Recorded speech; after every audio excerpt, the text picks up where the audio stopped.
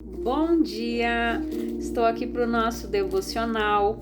Hoje nós vamos ler então Lucas capítulo 8, a partir do versículo 43, diz assim: a cura de uma mulher no caminho. Nas proximidades estava certa mulher que havia 12 anos vinha sofrendo de hemorragia e já tinha gasto tudo o que podia com os médicos, mas ninguém fora capaz de curá-la.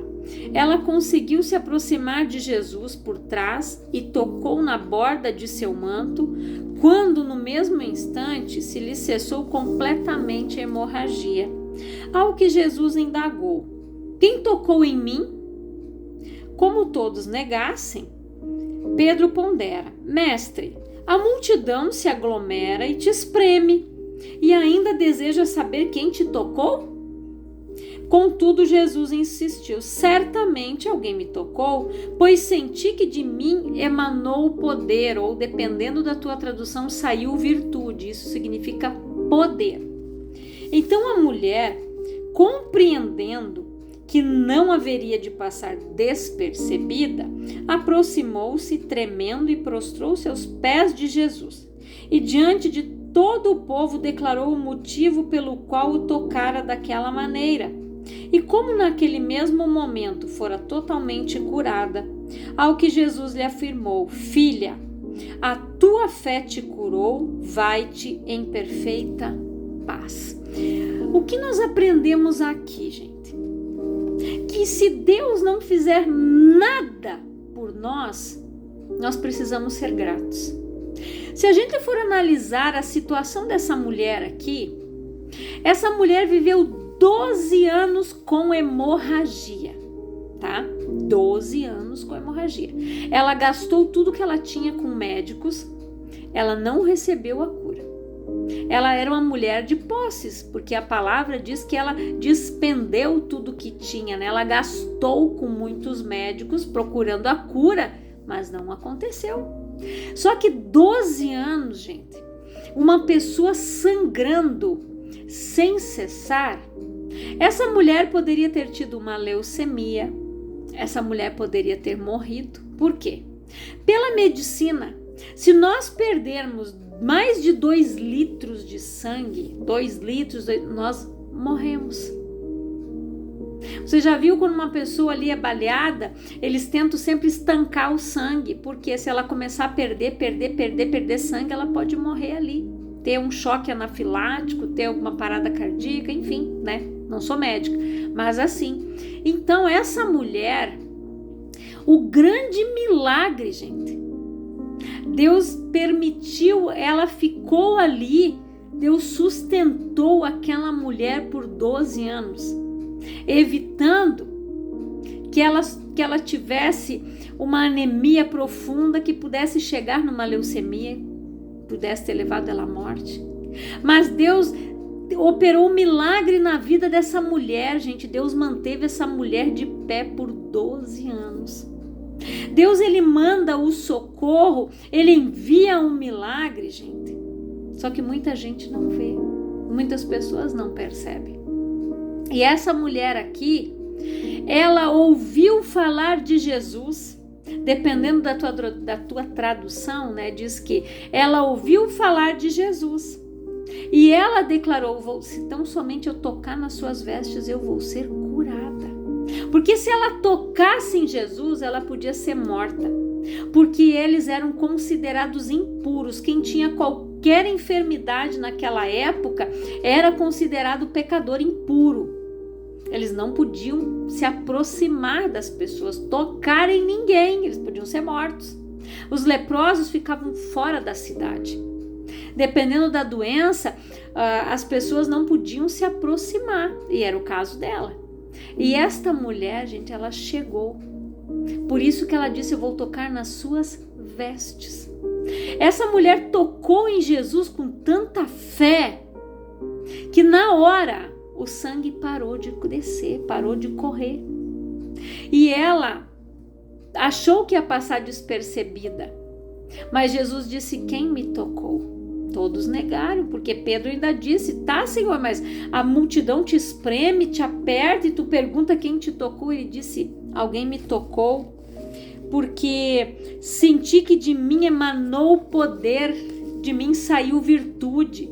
O poder de Deus, gente, só é liberado para nós através da nossa fé.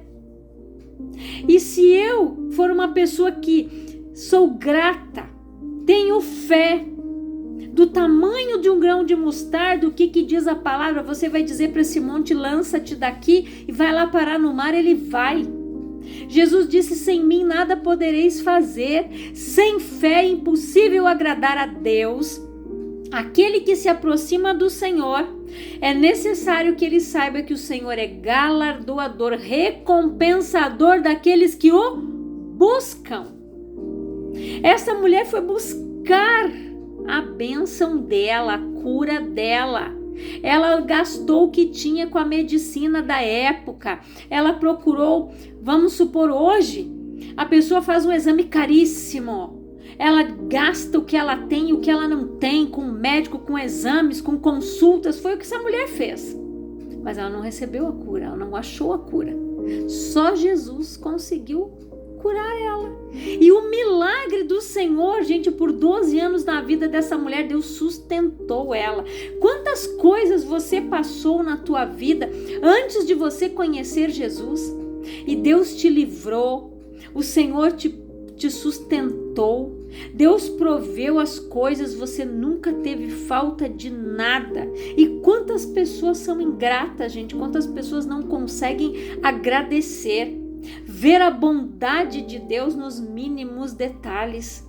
Eles não conseguem perceber. A fé, gente, ela não consegue passar despercebida. A mulher achou que ela ia passar ali despercebida. Opa, toquei, tô curada, tchau, tô indo. Não. A nossa fé, gente, ela precisa ser testemunho para outras pessoas. O testemunho dessa mulher ali, quando Jesus disse quem me tocou e ela contou, ela testemunhou, gente, que por 12 anos ela estava enferma.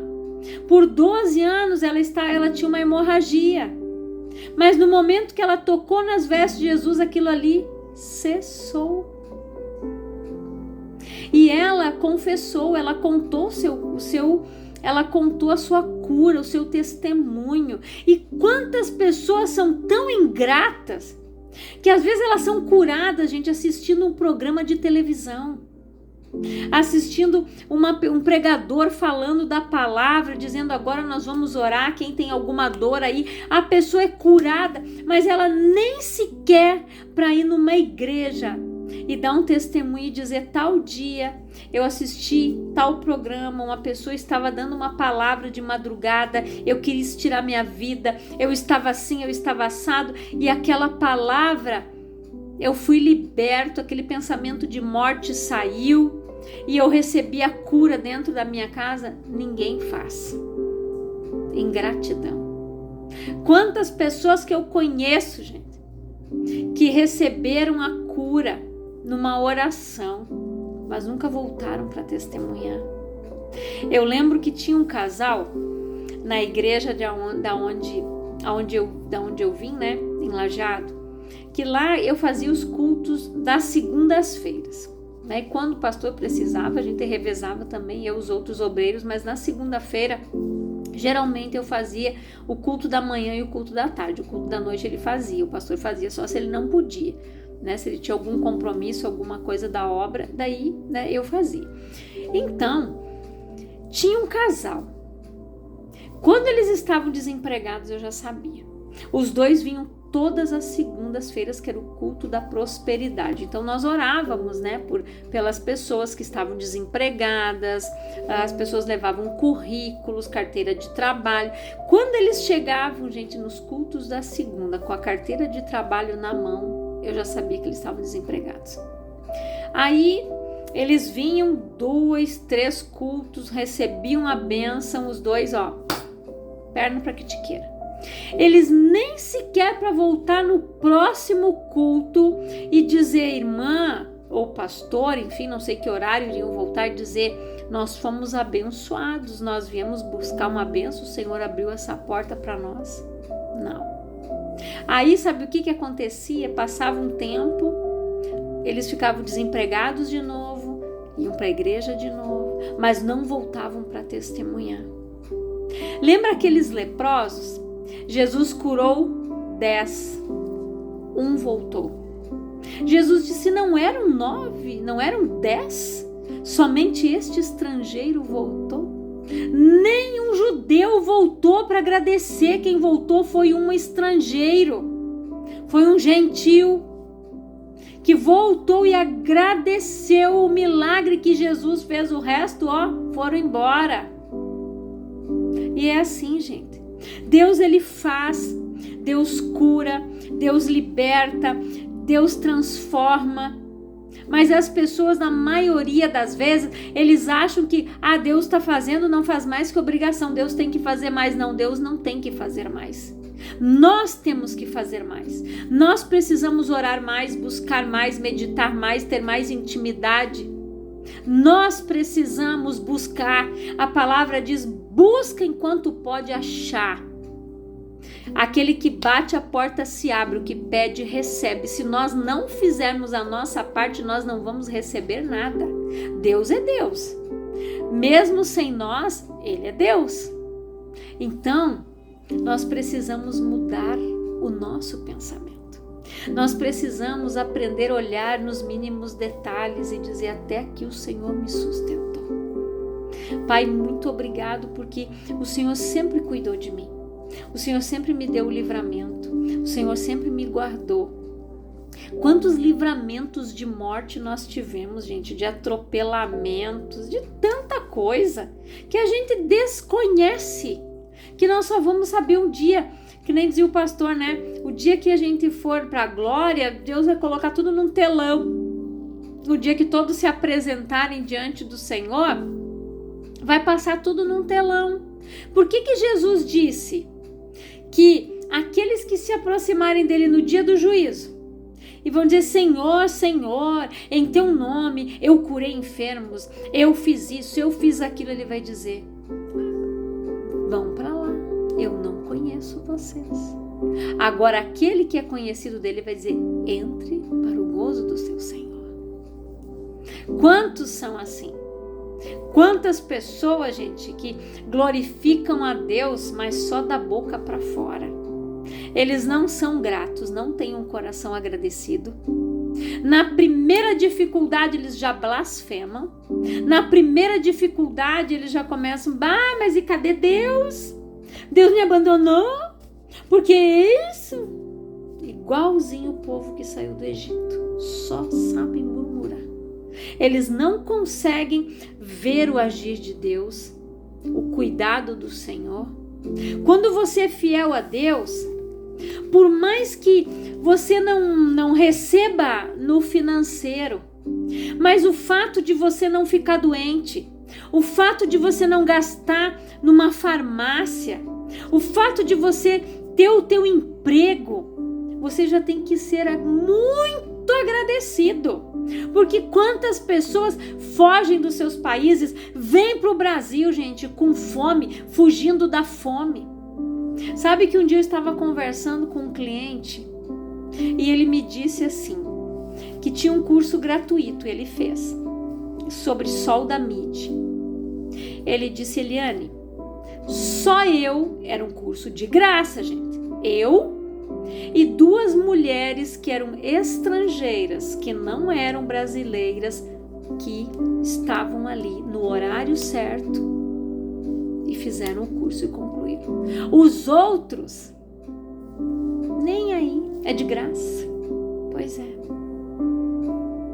Só que a palavra, gente, diz que de graça a gente recebeu, de graça a gente dá. Tem gente que às vezes quer cobrar até a bênção. Mas a pessoa lá, eu fui lá e eu orei por ela. Aí ela quer que a pessoa coloque ela no outdoor. A irmãzinha veio aqui. O irmão orou por mim. Nossa, aí a pessoa tem que inflar o ego. Não. Nós não fazemos mais que a nossa obrigação, porque a palavra diz: orai uns pelos outros, orai incessantemente. Que se nós colocarmos a mão sobre o enfermo, ele vai ser curado. Jesus disse que nós faríamos obras maiores do que as que ele fez, mas em nome dele. Não é glória para nós. A gente não faz mais que obrigação. Visitar uma pessoa no hospital, arrumar uma comida para alguém, doar uma roupa para uma pessoa, isso é a nossa obrigação.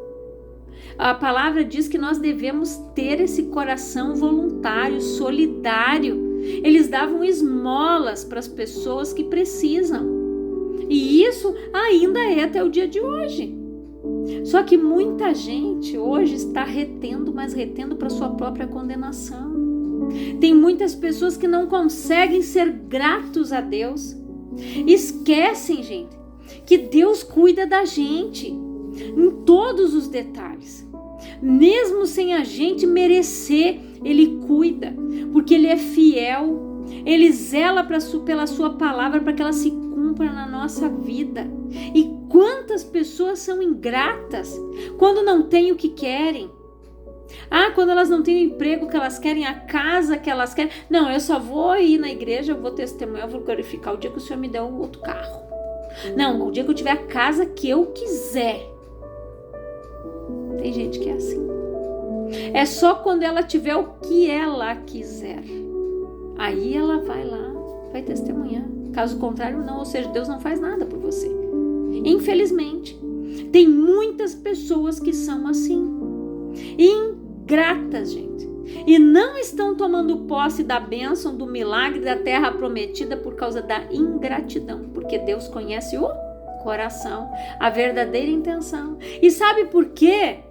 Que às vezes, gente, tem gente que não prospera, mesmo sendo fiel, não tem, Deus dá o mínimo, porque eles vão se ensoberbecer e vão perder a salvação. Deus conhece isso aqui, ó, a verdadeira intenção, só Ele conhece. Tem gente que se ganhar um carro melhor, gente, vira um nojo. Se tiver um cargo a mais, misericórdia, ninguém suporta.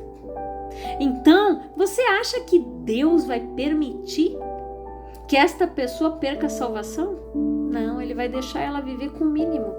Por isso que lá em Provérbios, Agur disse: Senhor, não me dê demais para que eu esqueça do Senhor, e não me dê de menos para que eu venha murmurar, mas me dê o pão diário, o pão que eu necessito, o suficiente para que eu viva bem, para que eu não murmure e para que eu não me esqueça do Senhor. Porque aquele homem conhecia o coração dele. Ele sabia que se ele ganhasse isso aqui a mais, gente, ele perdia a salvação. Ele mesmo disse: Senhor, não me dê a mais e nem me dê a menos, me dê a medida exata, o que eu preciso. E Deus sabe o que a gente precisa. E Deus conhece o nosso coração. Deus, Ele vai nos provar, porque se você for fiel no pouco, sobre o muito Ele vai te colocar. Tem gente que não é fiel nem com 50 reais, 5 reais. Aí vai ser fiel com 5 mil? Não. Então, por isso que ela não vai pro muito, porque ela não é fiel no pouco. Tem gente que nem 50 centavos devolve para Deus. Deus não precisa de dinheiro. Não, Deus não precisa de dinheiro, mas a obra do Senhor precisa.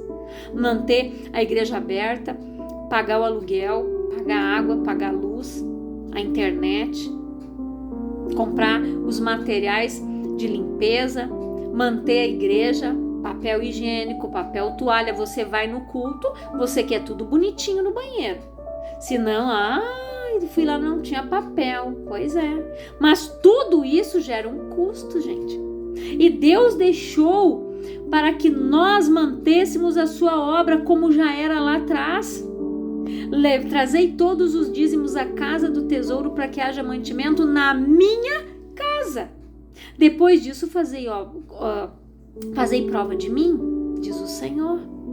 Se eu não vos abrir as janelas do céu, e assim Deus vai falando, não derramar bênçãos sem medidas, ou seja, é levar o mantimento para a casa dele.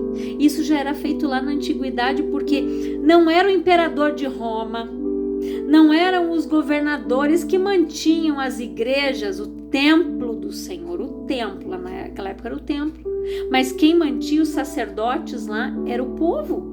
Quando levavam os alimentos, porque naquela época, como não tinha o dinheiro propriamente dito assim, eles levavam de oferta o quê? A primícia da colheita, do trigo, da cevada. Eles mantinham os sacerdotes lá que precisavam cuidar do templo 24 horas com isso que o povo levava. Os sacerdotes não tinham salário, gente, mas eles eram mantidos por estas ofertas que o povo levava lá.